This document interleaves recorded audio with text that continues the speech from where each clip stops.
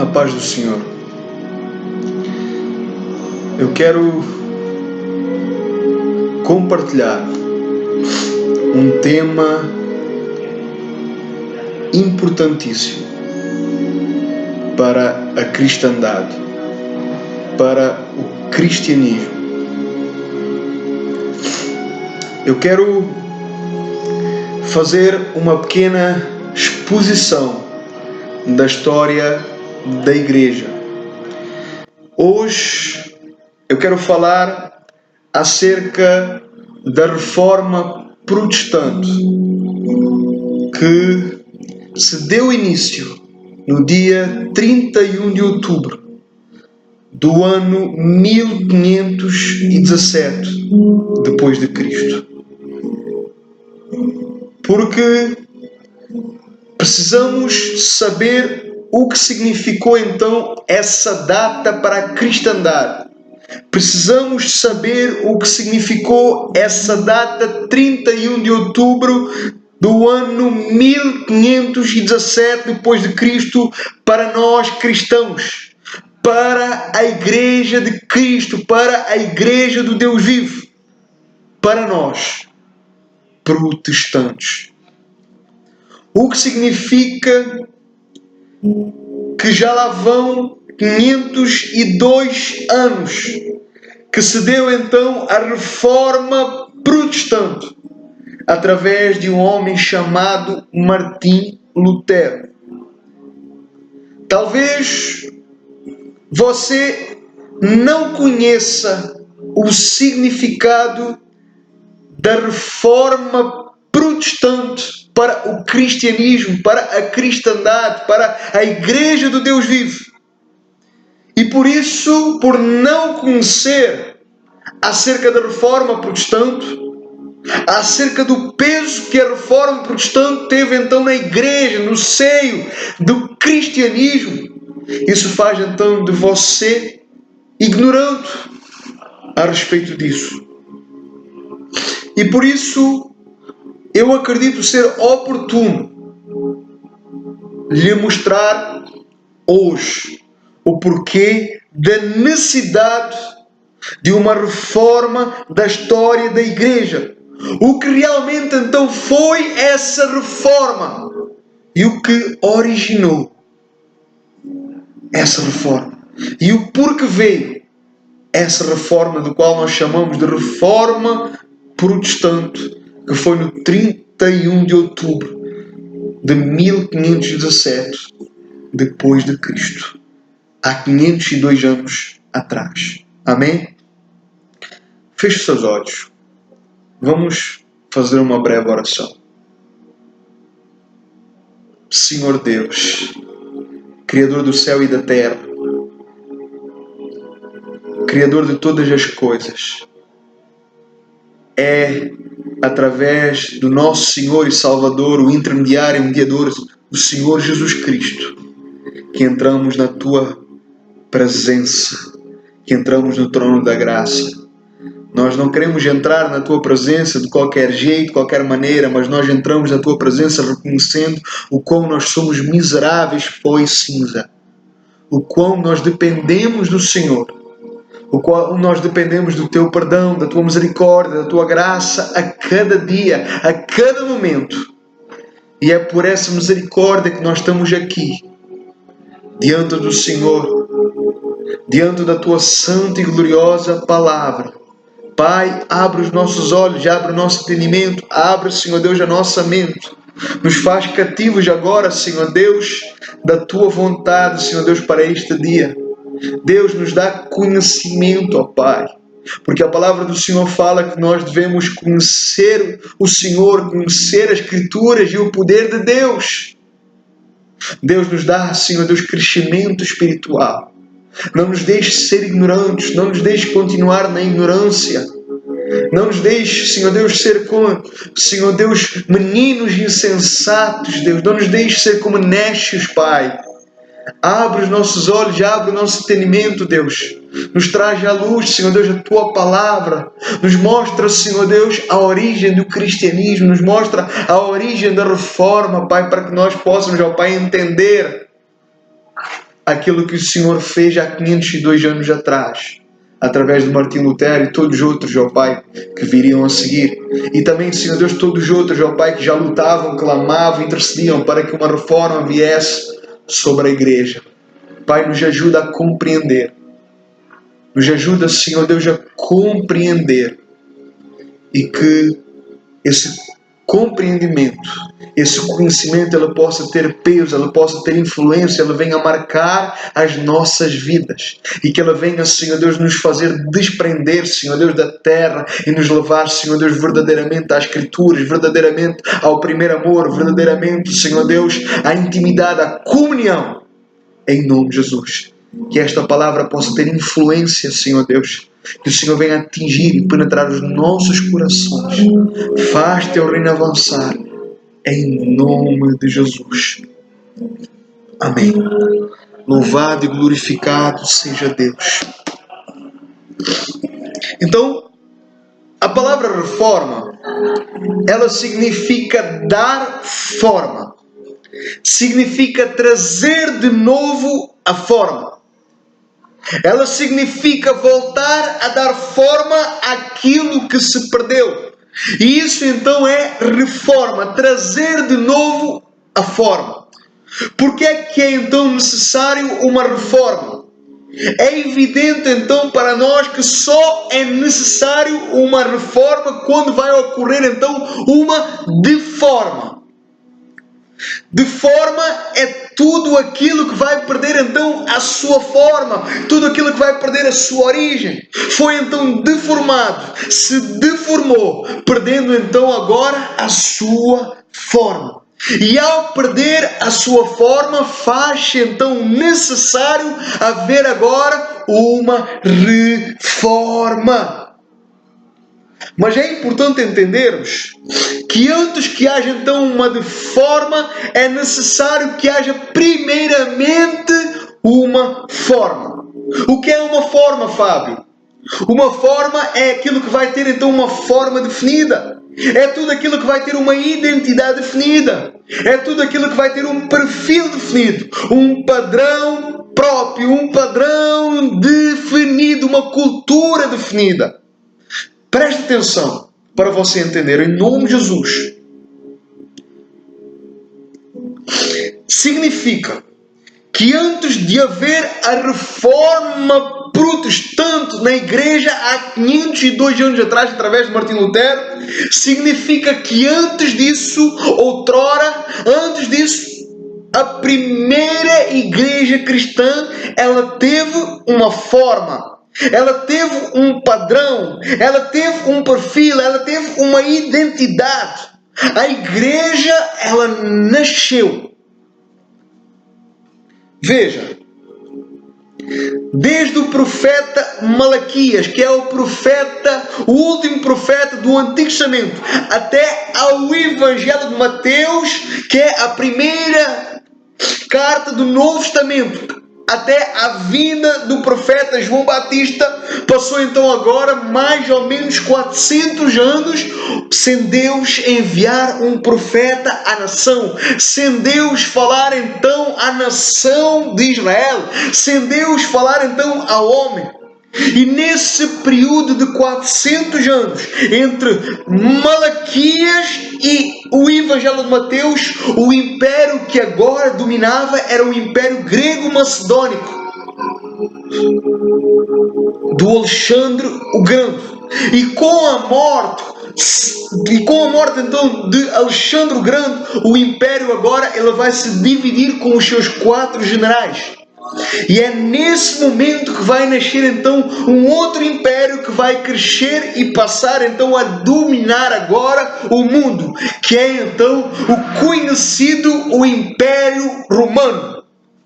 E agora então, depois de 4 séculos, e agora depois de 400 anos entre Malaquias e Mateus, agora o Messias vai nascer. Agora o Messias vai vir então à terra sobre o governo que dominava então na terra, que era então o Império Romano agora. Agora o Messias vem. Agora o Messias, que é Jesus, então agora vai nascer de uma virgem, cumprindo todas as profecias do Antigo Testamento. Agora então esse Jesus, ele vai crescer e vai iniciar então o seu ministério aos 30 anos de idade. E é nesse momento que ele vai então estabelecer o seu reino com poder e autoridade. E agora então Jesus, ele vai para a cruz. Agora Jesus então, ele vai em direção à cruz, ele vai morrer na cruz, ele vai padecer na cruz, para cumprir então toda a justiça de Deus. E agora então ele vai ressuscitar ao terceiro dia. E agora então ele acaba ficando por um período de 40 dias na terra, como as Escrituras Sagradas nos dizem. Onde o seu corpo agora é corpo glorificado, agora o seu corpo era um corpo ressurreto. E Jesus agora, antes de subir aos céus, ele agora vai dar uma ordem aos seus discípulos. A tarefa que todos nós conhecemos de grande comissão. E agora então Jesus, ele faz-lhes uma promessa que está narrada então em Atos capítulo 1, versículo 8, onde vai dizer assim: e recebereis poder, e recebereis virtude, e ser-me-eis minhas testemunhas, tanto em Jerusalém, Judeia, Samaria, até aos confins da terra. E nós vamos ver que em Atos capítulo 2 vai ocorrer então agora essa promessa de Jesus. Agora em Atos 2, a descida do Espírito Santo, a promessa do Espírito Santo viria então na festa de Pentecostes. E é então ali na festa de Pentecostes que vai se dar então as primeiras primícias, as primeiras conversões. E é precisamente então ali que vai nascer agora a Igreja de Cristo, a Igreja do Deus vivo. É precisamente então ali que a Igreja agora vai começar a ganhar forma. Agora a Igreja vai começar então a dar os seus primeiros passos. A Bíblia nos fala que todos eles estavam então 120 homens, eles estavam então em Jerusalém, orando, clamando pela promessa do Espírito Santo. 120 homens de uma casa estavam então agora em Jerusalém. E agora então, em Atos 2 mostra que agora vai descer sobre eles o Espírito Santo, a promessa, e todos foram cheios do Espírito Santo. E ali então agora a igreja vai nascer. E em Atos capítulo 2, versículo 42, vai dizer que eles permaneciam agora unânimes, unidos na doutrina dos apóstolos, na comunhão, nas orações e no partir do pão. Todos estavam agora juntos, e isso agora acaba por afetar, influenciar o povo, a nação, as pessoas. O próprio Deus, ela vai dizer que eles caíam na graça do povo, e eles louvavam e glorificavam a Deus, e o próprio Deus, o próprio Senhor acrescentava todos os dias almas, vidas, levando homens e mulheres à salvação e agora a fazer parte da igreja primitiva. Nós vamos ver que a igreja, ela vai nascer em Atos capítulo 2, versículo 1. E ao chegarmos então em Atos capítulo 2, versículo 42, nós vemos agora a igreja, ela vai começar a ganhar forma. Eles perseveravam na doutrina dos apóstolos.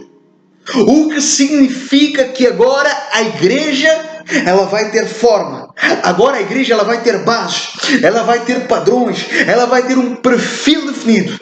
Ela vai tomar a sua forma. E ela, ao tomar forma, ela agora vai ser alicerçada. E o alicerce então agora será então a doutrina dos apóstolos. O que era então a doutrina dos apóstolos? A doutrina dos apóstolos é os ensinamentos que os próprios apóstolos receberam de Jesus enquanto Jesus esteve com eles 3 anos e meio do seu ministério.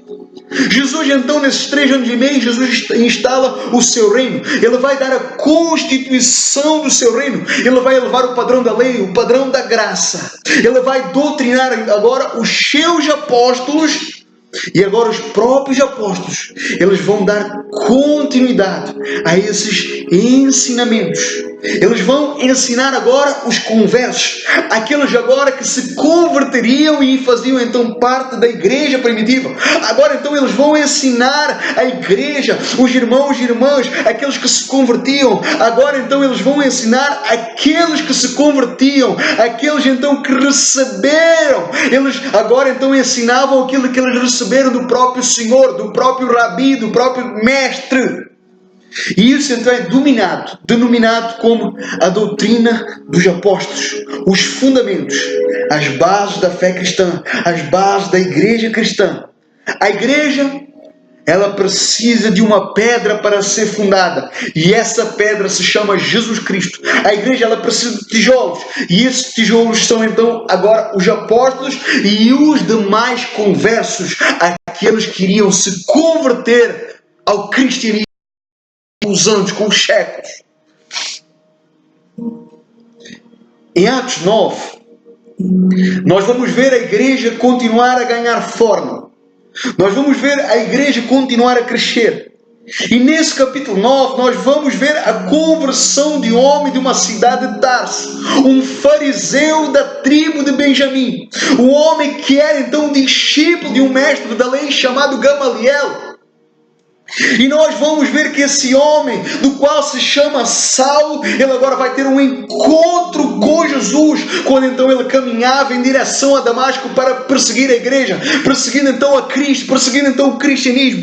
E ali agora, em caminho de Damasco, agora esse homem Saulo, ele vai se converter. Agora ele vai se converter, ele vai cair do cavalo, ele vai se encontrar com Jesus, e agora então ele vai se levantar como um homem que seria então responsável pela teologia da igreja, o homem que seria então a espinha dorsal da teologia, o apóstolo Paulo, aquele que vai escrever, meu irmão e irmã, 13 cartas do Novo Testamento, que todas elas vão ser então de caráter doutrinário, ser então Romanos e Efésios, as cartas mais profundas.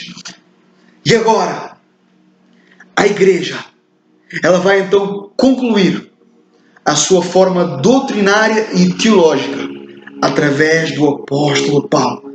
A igreja então ela vai tomar a sua forma. Agora a igreja, a sua doutrina vai ser fundamentada na justificação somente pela fé. Somente pela fé então o homem pode ser justificado, perdoado e salvo. Como Atos capítulo 4, versículo 12 fala, que diz que em nenhum outro nome há salvação entre os homens, a não ser por Jesus Cristo. O apóstolo Paulo, ele vai mostrar que a salvação é por meio da graça, que a salvação ela não pode ser obtida pela lei. Paulo ele vai mostrar que pela lei ninguém pode ser justificado, que pela lei ninguém pode ser salvo, pelas obras da lei. Por isso ele vai escrever aos Efésios capítulo 2, versículo 8 e 9, porque é pela graça que sois salvos. Porque é pela graça que sois salvos por meio da fé. E isto não vem de vós, mas é dom de Deus, não de obras, para que ninguém se glorie. Então, nós vemos que a igreja, ela ganha a sua forma. Ela vai ter agora fundamento, ela vai ter a sua doutrina, ela vai ter a teologia, ela vai ter pastor, os apóstolos, ela vai ter mestres, ela tem evangelistas, ela vai tomar a sua forma por completo. Nós vemos a igreja nascer em Atos 2:1 e em Atos 2:42 ela vai dar início à sua forma na doutrina dos apóstolos. E com a conversão do apóstolo Paulo e através dos escritos de Paulo, ela vai chegar à sua forma final. Ela vai ter então agora a sua forma bem definida. Em Atos 7, já no finalzinho para o capítulo 8, já quando então, quase chegando então ao capítulo 8, nós vamos ver que veio sobre a igreja então uma grande perseguição, vai se iniciar então sobre os discípulos. E então o primeiro mártir da igreja será então o diácono Estevão. E através então da morte de Estevão e através do martírio de Estevão, agora a perseguição veio sobre a igreja. E isso faz então agora a igreja dispersar. A igreja agora ela vai sair de Jerusalém e a pregação agora vai chegar então até a Judeia, até Samaria. Faz lembrar Atos capítulo 1, versículo 8. Recebereis poder e serão minhas testemunhas tanto em Jerusalém, Judeia, Samaria. Agora, através daquela perseguição, a igreja começa a dispersar, ela vai para Jerusalém e a propagação, a proclamação do Evangelho agora chega à Judeia, chega a Samaria. Isso faz então agora a igreja crescer em todo o perímetro do Império Romano. E aí vem então Saulo, que se converte então a Paulo, e a partir daí ele vai começar então as suas viagens missionárias, escrevendo então as suas epístolas, escrevendo então as suas cartas. E agora então Paulo ele vai propagar, proclamar o Evangelho aos gentios para todo o Mediterrâneo. Ele vai começar então a plantar agora igrejas na Tessalónica, na Bereia, na Antioquia, em Colossos, em Efésios e em tantos outros. E em 40 anos a igreja ela vai se infiltrar por todo o Império Romano. Em 40 anos a igreja ela vai se infiltrar por todo o Império Romano. Ali a igreja nasce. Ali a igreja cresce. A igreja agora está forte. A igreja agora está poderosa. Agora a igreja está grande, está firme, tem forma, tem base, tem alicerce, tem fundamento.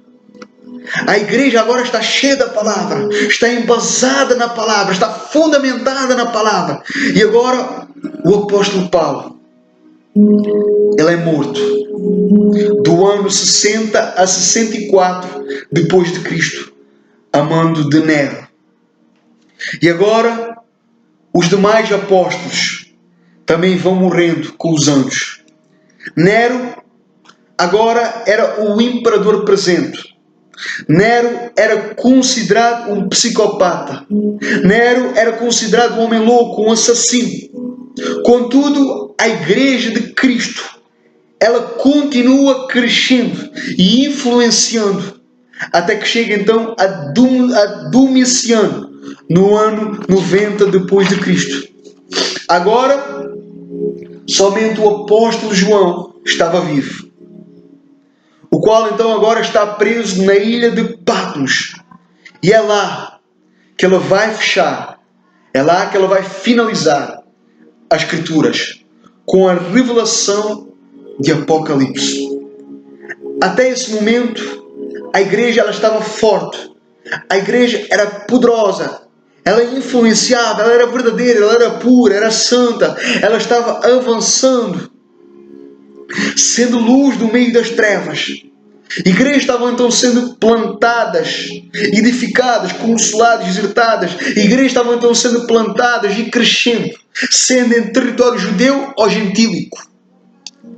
E agora, o apóstolo João, o último apóstolo, agora ele vai morrer, o único que morre de morte natural. Mas a igreja, ela continua avançando. O reino de Deus continua avançando com outros nomes que vieram depois, como Policarpo de Esmirna, Irineu de Lyon, Inácio de Antioquia e muitos outros. A igreja, estes nomes, então, eles vão agora dar continuidade ao cristianismo. E é nesse período, até o final do século III, que vem então a maior perseguição sobre a igreja. Até Tertuliano dizer que o sangue da igreja, que o sangue dos mártires é semente para a igreja. É semente para que o reino de Deus avance e alcance vidas. Até o final do século III, a igreja de Cristo, ela está saudável, ela está forte, ela está crescendo, ela está com a sua forma. Mas é no século IV, no ano 303, acontece que Constantino, que é o imperador daquela altura, numa das suas batalhas, ele agora tem uma visão, onde Cristo então dá a ele a vitória sobre outro imperador. E por causa dessa vitória, Constantino agora, ele vai decretar a religião oficial do Império Romano agora seria então o cristianismo. E é nesse período que a igreja vai começar a perder a sua forma. No início do século IV, no ano 303, Constantino, ele agora decreta a religião do Império Romano, o cristianismo, onde agora ele vai juntar o Estado e a Igreja, sendo então o chefe do Estado e o chefe então da Igreja. E é nesse momento que vai se dar então início a uma deforma. Constantino agora, ele começa a se introduzir no seio da Igreja. Agora é introduzido o paganismo no seio da Igreja. E agora as práticas da cultura romana, elementos da cultura romana começam então agora a ser postos e praticados dentro da Igreja, no seio da Igreja. Agora então isso é colocado nos elementos do culto da Igreja. E é já no século VII, no ano 607, o imperador Focas, ele vai declarar o bispo de Roma universal. E é nesse momento que nasce então o papado romano. E a igreja de Cristo, agora ela está em declínio. Um monte de heresias agora estão vindo. Agora ela está se desviando da verdade. Agora a igreja ela vai se paganizando até chegar ao século XII, o qual se dá o nome de período das trevas, que vai dar início então à Inquisição. Nesse momento, torturas são agora promovidas pela Igreja Católica. Agora mortes são promovidas pela Igreja Católica Romana. Assassínios, pessoas sendo condenadas à morte por serem consideradas por eles hereges. Pessoas agora são queimadas, afogadas. Pessoas agora são torturadas.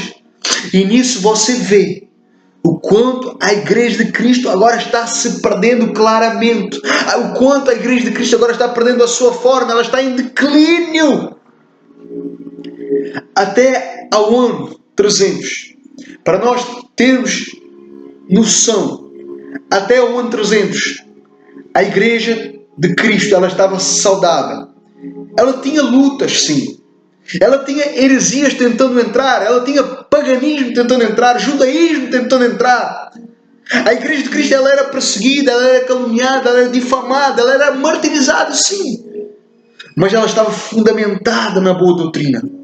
Ela estava fundamentada na sua doutrina. Ela estava fundamentada e alicerçada nas Santas Escrituras. Eles guardavam os Evangelhos. Eles ainda guardavam os escritos de Paulo e os de demais apóstolos. Eles guardavam ainda os ensinamentos de Cristo. Os ensinamentos de Cristo estavam sendo transferidos de geração em geração. Porém, na conversão deste imperador Constantino, vai começar então a dar origem a uma deforma. A igreja ela vai perder agora a sua característica. Agora as heresias elas vão se instalando no seio da igreja. E agora a igreja ela vai perder os fundamentos do qual foi fundada. E então agora começa-se a tornar uma igreja pagã, uma igreja herética, comprometendo o seu estado e o seu conteúdo.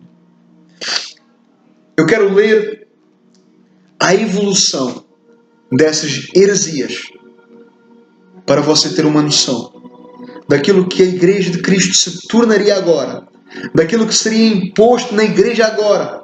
Veja bem o quão absurdo foi até o período de Martim Lutero, que marcaria uma reforma sobre a igreja, porque era evidente que havia uma necessidade urgente de reforma.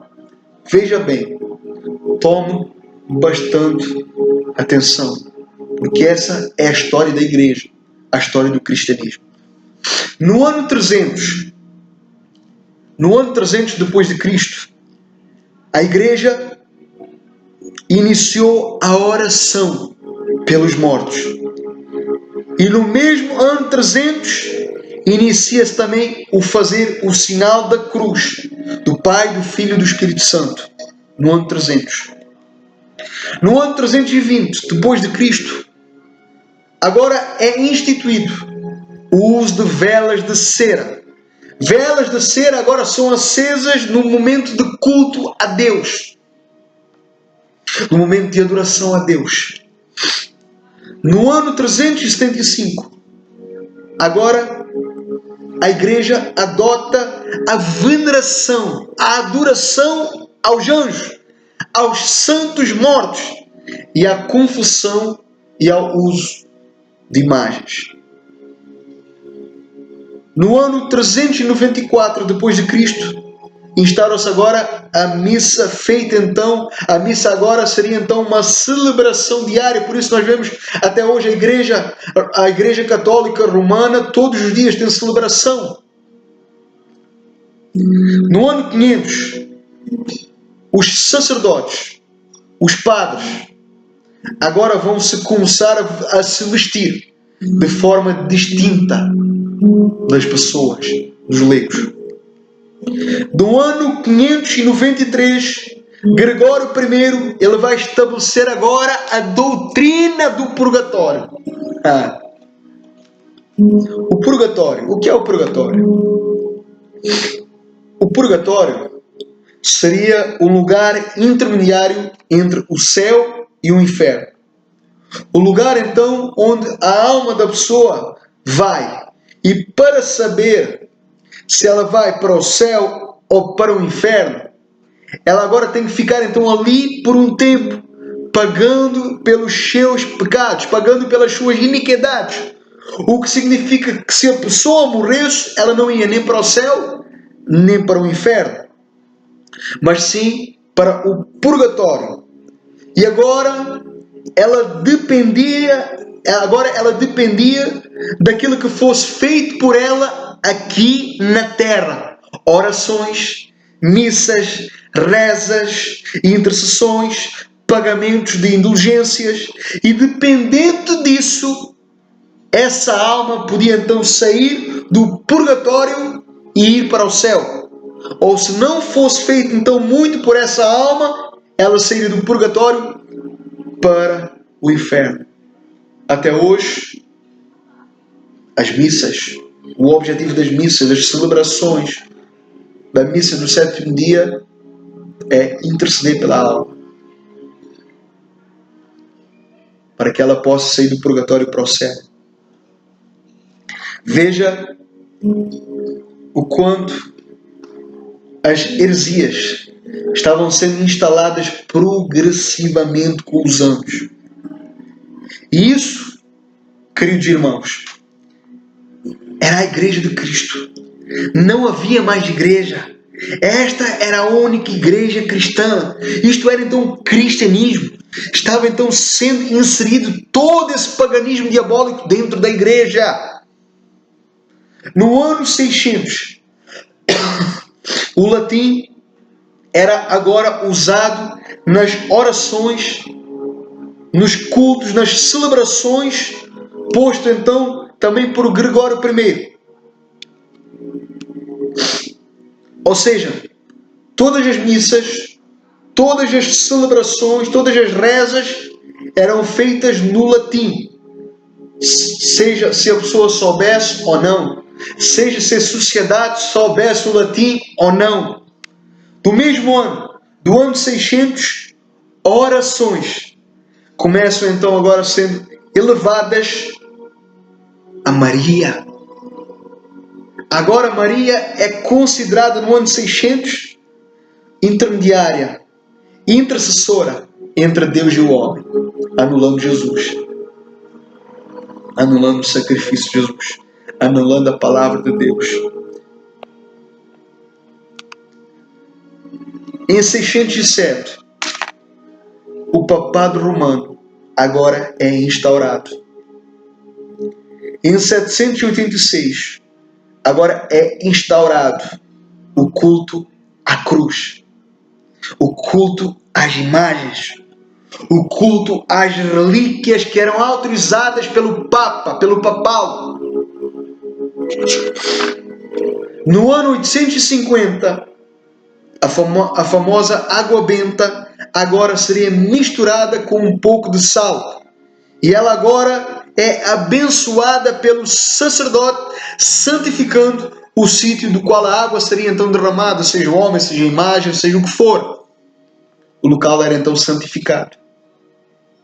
No ano 995, o Papa João V, ele agora ordena a canonização dos santos. Ou seja, certas pessoas, apóstolos, homens, agora eram considerados santos pela Igreja Católica. E por isso agora podiam fazer mediação entre o homem e Deus. Até hoje é assim.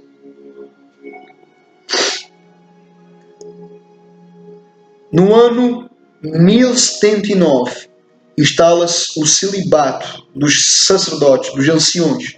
Foi decretado então por Gregório VIII. O que significa que no ano 1079, os padres católicos agora eram proibidos de se casar, de constituir família. E então eles tinham de ser celibatários. Eles não poderiam contrair núpcias, nem constituírem família, gerando uma descendência. Não podiam. No ano 1079.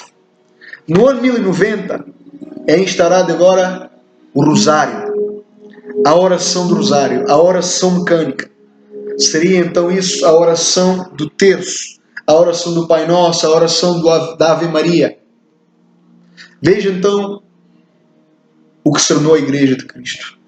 Veja o progresso das heresias que agora estavam dentro da Igreja de Cristo. No ano 1174, que é o século XII, é instituída então a Inquisição pelo Concílio de Verona. No ano 1215 é instituído que o confessamento de pecados agora é feito pelo sacerdote, pelo padre, pelo ancião, em vez de Deus. Repare, veja bem, entenda bem em nome de Jesus. No ano 1215 é instituído que o confessamento de pecados é feito ao padre, ao sacerdote, em vez de Deus. Ou seja, veja bem, as pessoas só tinham o perdão mediante a confissão auricular, confessando então ao ouvido de um padre, confessando ao ouvido de um sacerdote e mediante a penitência imposta pelo esse padre, por essa pessoa, mediante assim só o pecado poderia então ser perdoado e sair da pessoa. Ou seja, se eu pecasse, eu agora tinha que ir então até um padre e falar então ao seu ouvido o meu pecado, e conforme aquilo que ele me falasse, olha meu filho, vais ter que rezar 20 Pai Nossos e 30 Ave Marias. Só assim o meu pecado poderia então ser perdoado. O meu pecado agora então era perdoado pelo homem. Agora o meu pecado era confessado ao homem.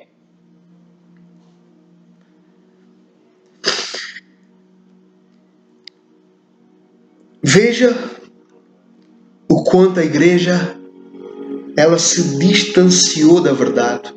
Veja o quanto a igreja se distanciou das Escrituras. Veja em que doutrinas agora a igreja de Cristo estava crendo e acreditando. Veja que desde o século IV, desde o ano 315 depois de Cristo, veja então a evolução horrorosa, quanto paganismo, quanta heresia. No ano 1229 é proibido a Bíblia aos leigos e outros livros. Note que a Bíblia, os escritos, as epístolas, as cópias dos manuscritos só podiam ser lidos pelo alto clero, pelos sacerdotes, pelos cardeais, pelos papas. No ano 1414, já no século XV, é proibido ao povo agora o uso de vinho na comunhão ou na celebração. Se você notar até hoje, a Igreja Católica Romana, ela não faz uso do vinho, que simboliza então o sangue de Jesus na Santa Ceia, mas só o pão. E Jesus então, ele deixa bem claro que teríamos de beber o seu vinho e comer do seu pão. Pão simboliza o corpo, sangue simboliza o vinho. Quem não beber não tem parte com ele. Agora, no ano 1439, o purgatório é proclamado como uma dogma pelo Concílio de Florença.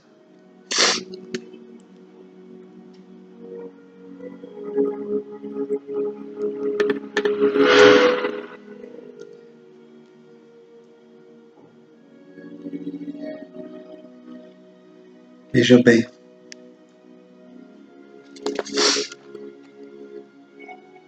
No ano 1508, já no século XVI,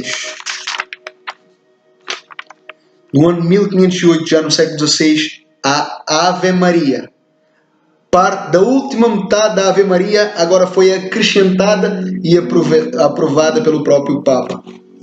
Esta então é a evolução das heresias. Esta é a evolução da Igreja de Cristo. A Igreja de Cristo do século XVI, ela agora está aqui. A Igreja dos Apóstolos, a Igreja que Jesus ajudou a preparar, a qual o Espírito Santo fundou, a Igreja que foi doutrinada pelos apóstolos, a Igreja que foi doutrinada pelo apóstolo Paulo, a qual se expandiu por todo o território romano em 40 anos, a qual cresceu poderosamente com morte e martírio. Ela se torna então isto aqui agora. Ela se tornou então aquilo que nós estamos vendo e ouvindo, aquilo que nós estamos evidenciando agora, do qual eu estou falando. Aproximadamente 1200 anos de heresias. Agora chegamos então no início do século XVI, no ano 1509 depois de Cristo. E é no século XVI que as heresias elas vão chegar então no auge, pelo Papa Leão X, onde o Papa atual ele desejava então agora construir a Basílica de São Pedro, uma grandiosa obra, uma grandiosa catedral, mas agora o Papa Leão X ele agora precisa de recursos, ele agora precisa de dinheiro, ele não tem os recursos suficientes, ele não tem o dinheiro suficiente, e é aqui que vai entrar em cena uma das mais piores e mais terríveis heresias do catolicismo romano e da história da Igreja, que se dá o nome de indulgência papal, que seria então criada pelo próprio Papa Leão X. O que é então indulgência papal? Eu vou explicar. Preste atenção. Note bem agora em nome de Jesus. Indulgência papal. O pecador, qualquer homem pecador, agora só poderia ser salvo, só poderia receber o perdão dos seus pecados mediante a uma posse de um documento assinado pelo próprio Papa. E esse documento, ele se chamava indulgência. Só isso daria o perdão ao pecador. Só quem tivesse então esse documento assinado pelo Papa é que teria então os seus pecados perdoados e cancelados e poderia então ir ao céu. Só que a pessoa só poderia obter esse documento comprando, mediante um pagamento. Ou seja, o Papa, para obter dinheiro ao povo, para obter recursos, para construir a Basílica de São Pedro, ele agora cria esse documento para que as pessoas só pudessem ser salvas mediante a compra desse próprio documento e a posse então desse documento. Ou seja, agora o perdão dos pecados era vendido. Agora o perdão dos pecados era vendido. O povo tinha de pagar bem. A salvação agora era mediante a compra de um documento, mediante a assinatura de um homem, mediante as obras. Então a igreja, nesse período, foi chamado do período das trevas, que iria do século XII ao século XVI. Um período de paganismo nunca visto. Um período que ninguém tinha acesso à Bíblia. Ninguém tinha acesso às Escrituras, ninguém tinha acesso às cópias, ninguém tinha acesso à Bíblia na sua língua, no seu idioma. Ninguém tinha acesso às missas, aos cultos, às celebrações na sua própria língua. E nesse período, a Igreja Católica Romana, ela dominou. Ela detinha o poder não só da religião, como também da ciência, o poder das artes, ela tinha o poder da medicina, ou seja, tudo o que se acreditava sobre a ciência era o que a Igreja Católica falava, era o que a Igreja Católica impunha. Tudo o que se acreditava sobre teologia e religião era o que a Igreja Católica impunha.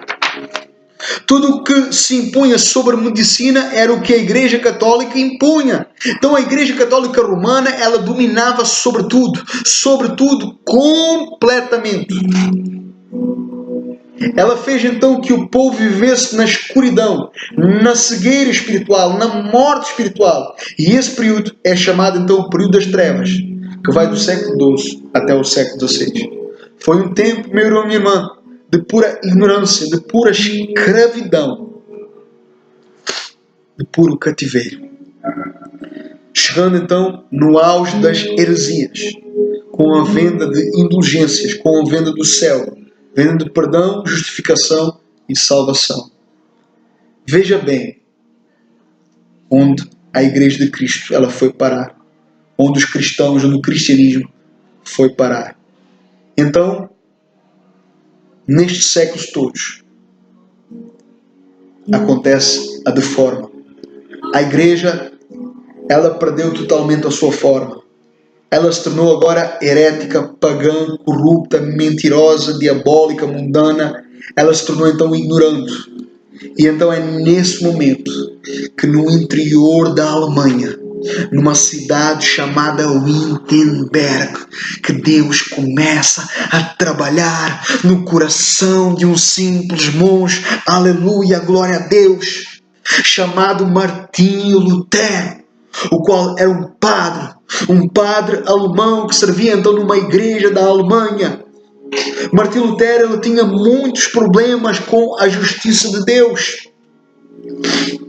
Ele achava que por causa dos seus pecados, ele tinha então Deus como um Deus vingador, como um Deus injusto, como um Deus tirano.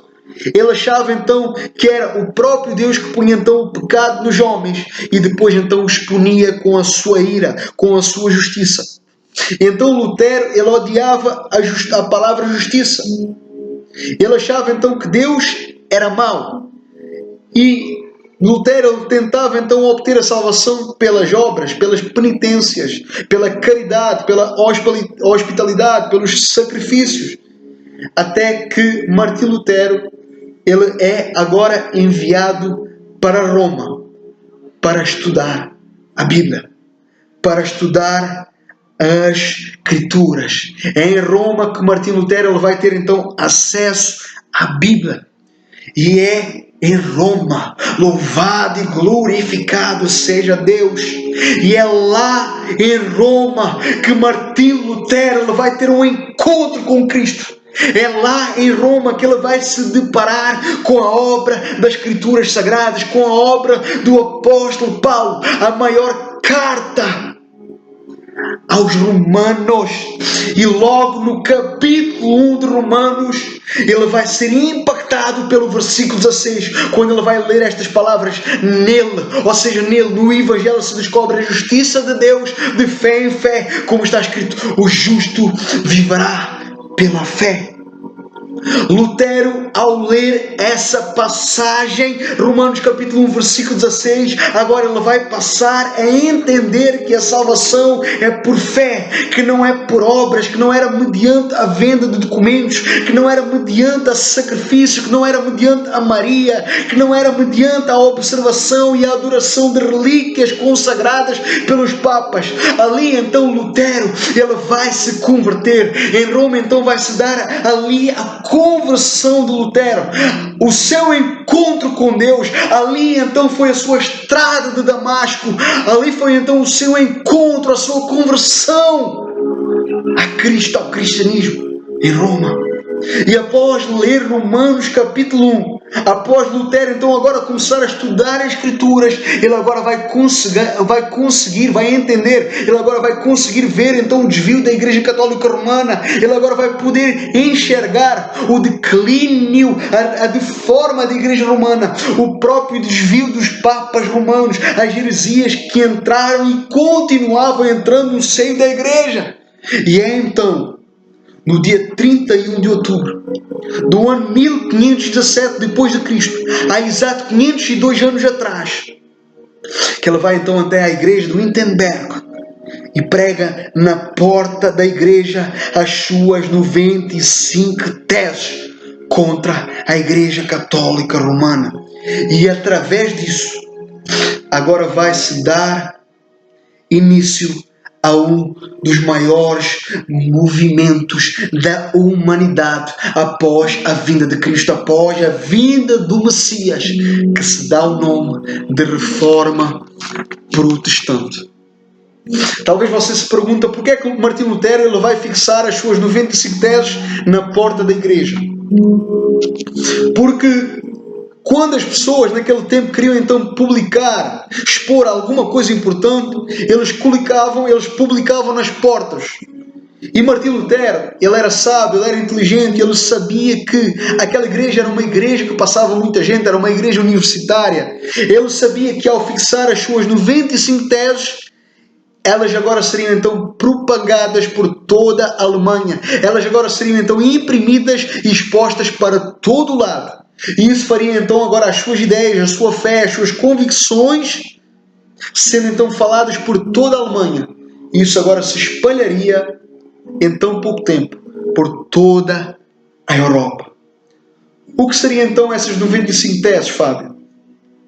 São então refutações de Lutero, com base doutrinária, com base bíblica, com base das Escrituras Sagradas, contra a venda das indulgências, contra o Papa Leão X, contra esses hábitos mentirosos de vender e mecanizar a fé. Através deste ato de Martinho Lutero, de ler Romanos, a carta de Romanos, de entender que a sua salvação é pela graça, é pela fé em Cristo. E isso então fez ele colocar as suas 95 teses, 95 teorias, 95 refutações contra as heresias da Igreja Católica. E é precisamente aí que nasce então esse movimento tão marcante na história do cristianismo, na história da cristandade, que nós damos o nome de Reforma Protestante. Por que Reforma Protestante? O nome vai dizer tudo.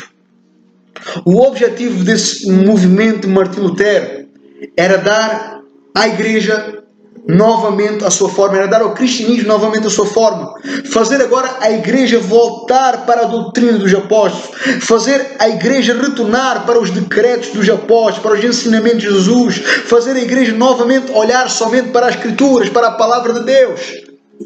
E esse movimento começa então da Alemanha por Martinho Lutero. Anos depois esse movimento vai chegar então e ganhar mais força com o famoso João Calvino, que era francês, que está em Genebra, na Suíça, junto de Farel, que era seu companheiro na fé. E nós temos também Zwinglio da Suíça, Erasmo de Roterdão, na Alemanha. Então todos estes nomes agora e muitos outros vão dar então corpo a essa reforma. Agora então a Reforma Protestante ela começa a ter fundamento, ela começa então agora a ficar forte e acaba então conquistando e influenciando toda a Europa para a glória de Deus. E agora Martinho Lutero agora seria chamado em 1521.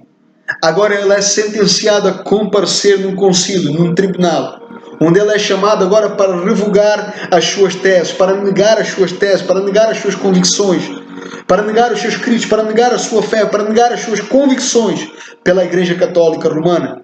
Mas agora Lutero ele não revoga. Lutero agora ele não olha para trás, ele não recua, mas ele continua existindo. Agora ele é expulso e agora ele vai virar fugitivo. Agora vão querer matar Martinho Lutero e agora ele vai se esconder num castelo, fazendo-se passar por um cavaleiro chamado Jorge. E é nesse castelo escondido que ele vai traduzir a Bíblia para o alemão.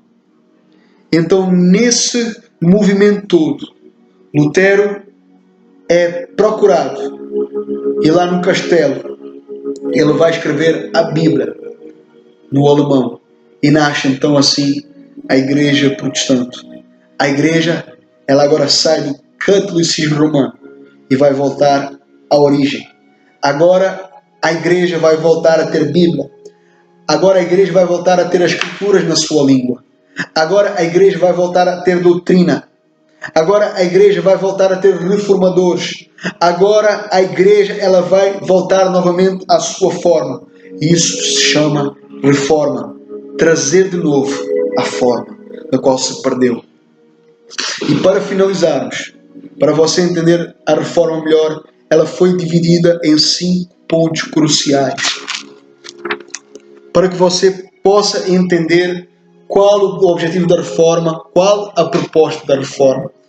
A reforma ela foi então dividida em 5 pontos no latim. Sola Scriptura, sola Fide, sola Christus, sola Gratia e sola Deo Gloria. O resumo da reforma era sola Escritura, somente as Escrituras, somente a Palavra de Deus, sola Fide, somente a fé em Jesus Cristo.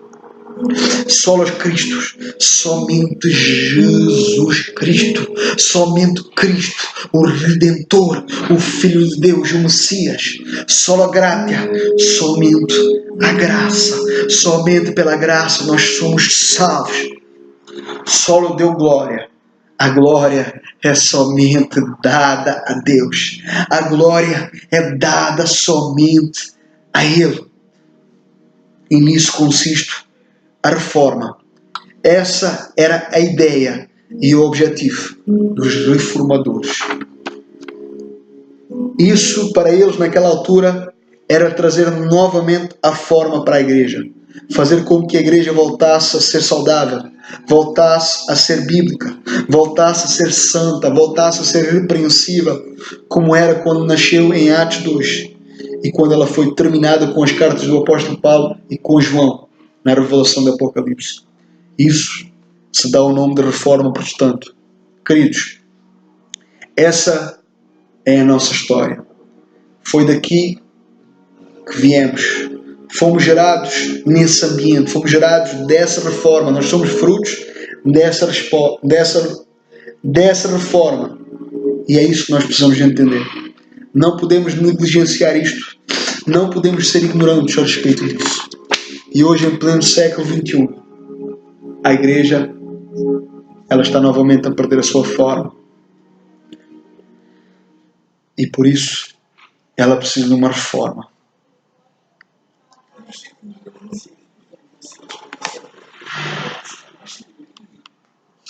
A pergunta é: quem está disposto a fazer parte dessa reforma? Quem está disposto a pagar o preço para fazer parte dessa reforma? A igreja precisa voltar. Nós precisamos voltar. Trazer novamente o cristianismo puro, santo e irrepreensível.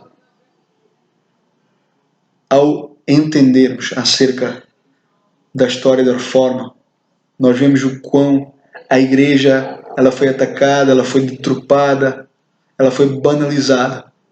Mas Deus levantou homens como Martinho Lutero para trazer uma reforma, para mostrar que somente Cristo, somente a graça, somente a fé,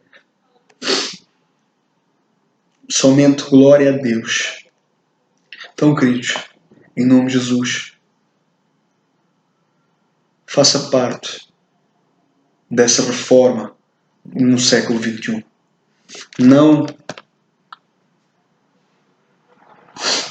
se sujeita ao pecado, não se sujeita ao erro, não se sujeita à mentira, não se sujeita às heresias, não se sujeite a esse evangelho moderno, a esse evangelho coxo, a esse evangelho sem cruz.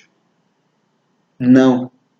Renuncie isso, negue isso, volte à palavra, viva a palavra, faça da palavra uma verdade na sua vida, porque foi isso que Martinho Lutero, ele trouxe de novo a palavra de Deus. Os reformadores trouxeram de novo a palavra de Deus. Então, em nome de Jesus, que nós não venhamos nos distanciar da palavra de Deus, que o Senhor possa falar aos nossos corações, que nós possamos nos desprender de tudo aquilo que não presta, de tudo aquilo que não agrada e glorifica a Deus, mas de que nós possamos ser verdadeiramente atalaios do Senhor e fazer parte dessa reforma.